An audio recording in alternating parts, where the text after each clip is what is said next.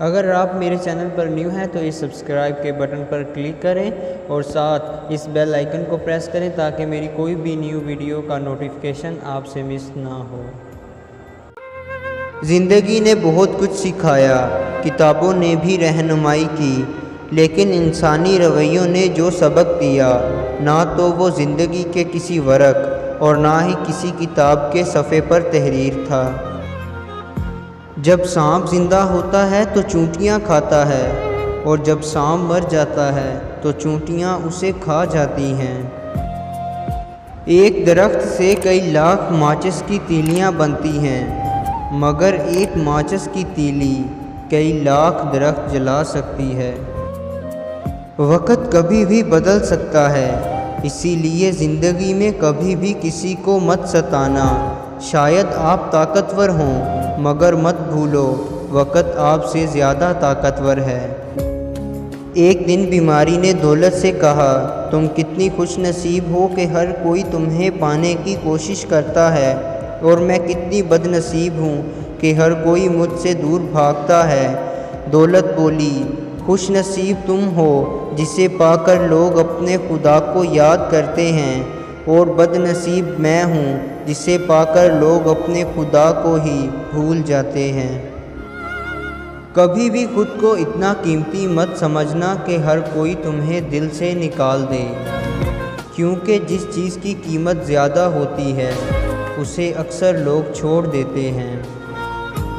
زندگی ملی تھی رب کی عبادت کے لیے، زندگی ملی تھی رب کی عبادت کے لیے، پر وقت گزر رہا ہے کاغذ کے ٹکڑے کمانے کے لیے۔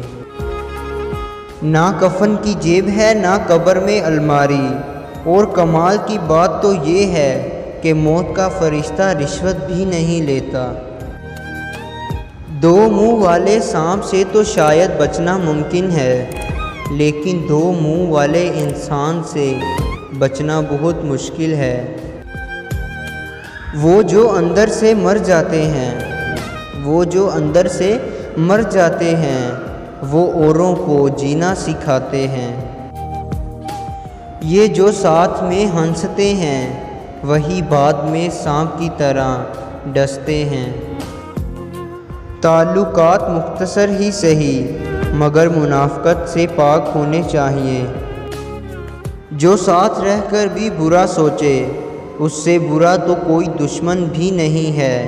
اسی لیے آستین چیک کرتے رہنا چاہیے، کہیں سانپ ہی نہ پل رہا ہو۔ حال چال پوچھنے کے بعد جب لوگ آپ کا پیشہ پوچھتے ہیں تو ان کی مراد یہ ہے کہ آپ کتنا پیسہ کماتے ہیں، تاکہ اس حساب سے آپ کو عزت دیں۔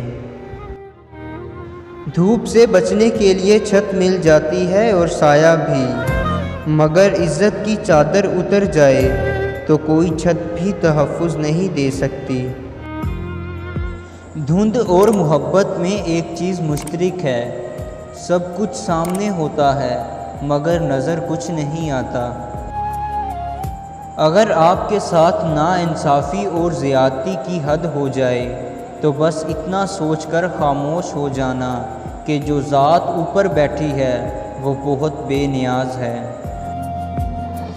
اچھے لوگوں کی ایک خوبی یہ بھی ہوتی ہے کہ انہیں یاد رکھنا نہیں پڑتا، وہ یاد ہی رہتے ہیں۔